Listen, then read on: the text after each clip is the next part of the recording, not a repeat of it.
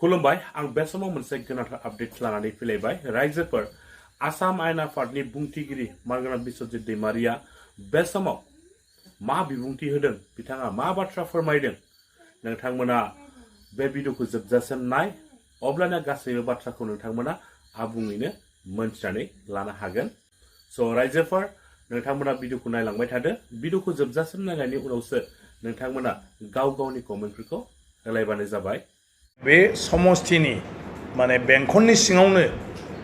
जानांगौ होननानै समस्ति वाइसआवनो गासैखौबो एडजास्ट खालामनो थाखाय दा दाफामफिनगासिनो दङ आरो बे हिसाबै आसाम सरकारा जि माने थांखि लादों आरो जि बिथोन होदों बे थांखि आरो बिथोनखौ बड'लेण्डनि डिसिफोरनोबो हरदोंमोन बे नटिफिकेसनफोरखौ आरो बेवहाय माने गार्जेन मिनिस्टारखौ चेयारमेन खालामनानै एमएलएफोरखौ सोद्रोमा बानायनानै BTCनि ब्लकफोरखौबो दाफामफिननांगौ होननानै बिथोन हरदों आरो बे बेलायाव आङो जिहेतु बड'लेण्ड टेरिटरियेल काउन्सिला 2003 मायथाइयावनो संबिजितखौ माने संशोधन खालामनानै एमेन्डमेन्ट खालामनानै पन्चायती राज बेबस्था पन्चायत आरो रुरेल डेभेलपमेन्ट बेखौ बड'लेण्डनो होनाय जादों गोहोखौ आरो माने संबिजित हिसाबै बड'लेण्डआ बे पन्चायत आरो रुरेल डेभेलपमेन्ट जि डिपार्टमेन्ट दं बे डिपार्टमेन्टआव जायखिजाया पलिसि लानो हायो आरो बेनि जायखिजाया खामानि मावनो हायो आरो बिनि थाखाय बड'लेण्डनि बिधान सभायाव बायदिसिना माने आयेन खान्थिफोरखौ बानायनानै लानो हायो आरो बेखिनि गोहोखौ संबिजितआ होदों गतिके बड'लेण्डआ मोनसे आलादा खुंथाय दिनै बड'लेण्डनि बेलायाव आसाम सरकारनि खुनु माने आयेना बेवहाय माने मा होनो कभार जाया माने बड'लेण्डआ बेखौ बाहायनोबो हायो आरो नङाबा बड'लेण्डआ गाव आलदायैबो आयेनखौ दानानै लानो हायो आरो बड'लेण्डआ एडप्ट खालामनो हायो माने जोंहा आयेन गैथ'वा ओंखायनो आसाम सरकाराव दा जि आयेन दंथ'यो बे आयेनखौनो जोङो बड'लेण्डआव नाजावनानै बेवहाय बे अफिसारनि दारै जों बेफोरखौ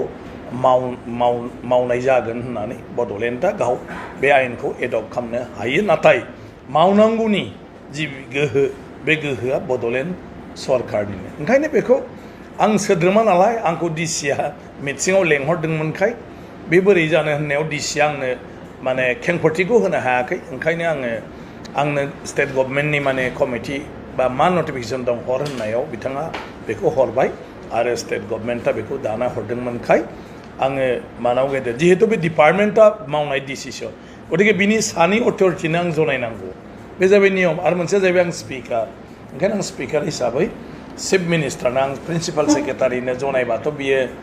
माने गाव फाइनाल अथरिटि नङा गतिके फाइनाल अथरिटिया जाहैबाय चिफ मिनिस्टार बेखायनो आङो मानाव गेदेर चिफ मिनिस्टारनो बेखौ जास्ट फोरमायहरदों जे बड'लेण्डआव माने जिथु PNRDनि दानो हरनाय बे एक्चुअलि बड'लेण्डनि डिपार्टमेन्ट ट्रेन्सफार जाखानाय आरो बेखौ बड'लेण्डआ गावहानो 30 शिडिउल हिसाबै गोहो दङ बे हिसाबै बड'लेण्डखौ दानो होनाया मोजां आरो बेबायदि जिथु स्टेटनिफ्राय खालामहरनो नागिरनाया 6 शिडिउलनि जिथु संबिजितारि बिथोन बे बिथोनखौ माने आखाइ होनाय एबा बेखौ सिफायनाय बेबायदि जायो बिदि जानो नागिरदों ओंखायनो जाहाथे बड'लेण्डखौ खालामना होयो दा बेखौ रेसपन्ड होनानै दाख्लैहाय केबिनेट मिटिङाव थांखि लाफिनबाय जे दा जिथु पन्चायत आरो ब्लक डेभेलपमेन्टफोर दाफामफिननाय जादों बेखौ 6 शिडिउल एरियाखौ नागारनानै आसाम गभर्नमेन्टआ बेखौ दागोन आरो बिनि ओंथियानो जाहैबाय 6 शिडिउल एरियायाव 6 शिडिउला गावसोर खालामनानै लागोन दा बेखिनिया जाबाय बेवहाय गोबाङानो गोरोन्थि बुजिलायदों जोंनि मानाव गेदेर गबिन्द बसुमतारी बिथाङाबो गोरोन्थि बुजिदों आंहा जेबो गैया BTC सरकारजों आंनि बाथ्राया जाहैबाय संबिजितारि बाथ्रा मोनसेया जाहैबाय बड'लेण्ड खुंथायनि गोहो आरो बेखौ जिथु मावनाय खामानि बे बेलायाव माने बड'लेण्डआनो जेराव गोहो दं आं बे बाथ्राखौसो रायजो सरकारनो जनायदों जिहेतु बे बड'लेण्डखौ दानाय बे बड'लेण्डखौ बिनाय बे बड'लेण्डनि गासै खामानि मावनायाव आं जिहेतु गावनि जे दंफायोमोनखाय बेफोर बाथ्राफोरखौ आं गासिबो माने मोनथिजोबगौ आरो मा रायलायामोन बेफोर आंनाव गोसोआव दंजोबोखाय बे बाथ्राफोरखौ आङो थोंजोङै बिदि नङामोन होननानै आं बेफोर बाथ्राफोरखौ बुंदों आरो माबाफोर जुदि बाथ्रा थायोबा बेवहाय जोंनाव लिरनाय दं गासिबो बड'लेण्डनि गोरोबथायाव रोखायैनो लिरनाय दं जे बड'लेण्डनो जेफोर डिपार्टमेन्ट होनाय जादों बे डिपार्टमेन्टनि सायाव बड'लेण्डआ गावहानो एडमिनिस्ट्रेटिभ माने खुंनो हानाय एग्जिकिउटिभ मावफुंनो हानाय आरो लेजिस्लेटिभ आयेन कानुन गासिबो दानो हानाय बे गोहोआ थागोन होननाय लिरनाय दं आरो बे एखेजोंनो जोंनि संबिजिरनि 6थि फारियावबो बेखिनि गासिबो गोहोआ दङ दा गभर्नरा नटिफिकेसनखौ होदों बिटिसिनि आंखौ एसे गोरोन्थि बुजिदों होनबाय थादों बिदि नङा जायखिजाया सरकारा माबा मोनसे जुदि थांखि लायोब्ला खामानि मावफुंनो नागिरोब्ला बिनि जिथु अर्डार बे अर्डारखौ गभर्नरनि नामै खालामनांगौ बे जाहैबाय भारत संबिजिरनि 166 आर्टिकेलाव बे बिथोना दं डाइरेक्सन दं जायखिजाया रायजो सरकार बा सरकारा जुदि स्टेटआव माबा मोनसे मावनो थांखि लायोब्ला गभर्नरनि मुङै बेखौ माने मा होनो खामानिखौ मावनांगौ आरो ओंखायनो नटिफिकेसनफोर होयोब्ला बेवहाय गभर्नरनि खोथाखौ रायखांनांगौ जायो सरकारनि जायगायाव जे गभर्नरा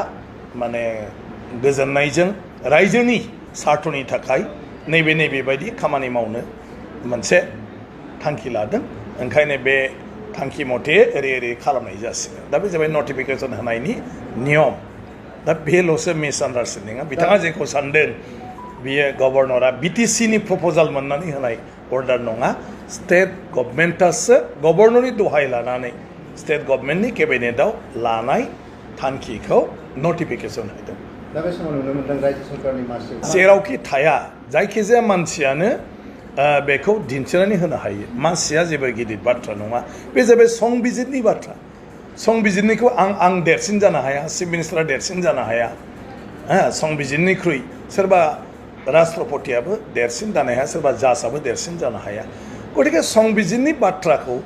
जायखिजाया सुबुङानो सोरनोबा आसि दिन्थिनानै बुंनो हायो जे बियो संबिजिरारि हिसाबै बे खामानिया माने एसे माने माबा गैयै जादों इरिलिभेन्ट जादों आरो बेयो संबिजिरनि जिथु माने बिथोन बे बिथोनखौ सिफायनाय जादों दा बेखौ बयबो दा आं स्पिकार खिन्थु आं मोनथिथारगौ नालाय दा बेखौ लिरबाय बेखौ दस्रायाबो लिरनो हायोमोन गासिबो बेवहाय जेबो गैया गतिके बे जायो बर'फ्राथ' आरो माने सामाजिक हिसाबै जों गोदो जेरै सोलिबोदों खिन्थु दासो जों गोदान माने मा होनो गोदान नेमखान्थि संबिजिरारि खान्थिजों जों दिनै रायजो सलायनो आवगायदों बेवबो जायफ्रा राजखान्थियाव दङ बिसोरल'सो बेखौ मोनथिदों आरो जायफ्रा मावनायनि एक्सपिरियेन्स दं बिसोरल'सो माखासे बाथ्राफोरखौ मोनथिजोबोदों गतिके बर'नि बेलायाव एसे बेबायदि बाथ्राफ्रा फैयो दा बुंब्लाबो आरो जालायगोन बर'फोरखौ जाम्बा होनदों माबा होनदों आंहा रावखौबो बिदि होननायनि खुनु बाथ्रा फैया आं बेखौ बुंदोंल' जों सोरखौ मा दाय होलायनो बयबो गोदान नाथाय आं जेखौ बुंदों बे जाहैबाय आंनि जिउआव बड'लेण्ड दानायनि सावरायजेननायनिफ्राय लानानै आङो दिनैसिमाव सिस्टेमाव दंबाय थाथ'यो आरो बे सिस्टेमाव दंबाय थाथ'यैखाय गोलाव सम आंनि बे हान्थिनाय लामायाव आं जेखौ मोनबोदों नुबोदों बेखौ आं खोन्थादों बयनिबो आरो सरकारनोबो दा संबिजिरारि बिथिङाव सरकारा जेखौ नायस्लाबाखै नुस्लाबाखै बे अफिसारफ्रा 6थि सेड्युल फरायाखै बे अफिसारफ्रा बर' गोरोबथाखौ फरायाखै बे अफिसारफ्रा दाबो बड'लेण्डनि गोहोफोरनि सोमोन्दै मोनथिया जोंनाव डिसि गोदान फैयोबा बेबो मोनथिया आरो बेखौ जोंबो बड'लेण्ड सरकार हिसाबै जों रावखौबो खोन्थानाय जायाखै बे जों बड'लेण्ड हिसाबै नोंथाङा नैबे आयेन खान्थिखौ मानिनानै सोलिनांगौ होननानै जोंबो रावखौबो बुङाखै आरो बेखायनो गेजेर गेजेर बेफोरबायदि माखासे माने गोरोन्थिफ्रा जायो नाथाय गोरोन्थिखौ सुद्रायनाया गिदिर बाथ्रा दिनै आसाम सरकारखौ साबायखर बावनांगोन जे बिथांमोना केबिनेटनि गेजेरजों गोरोन्थिखौ सुद्रायबाय थेंक इउ सार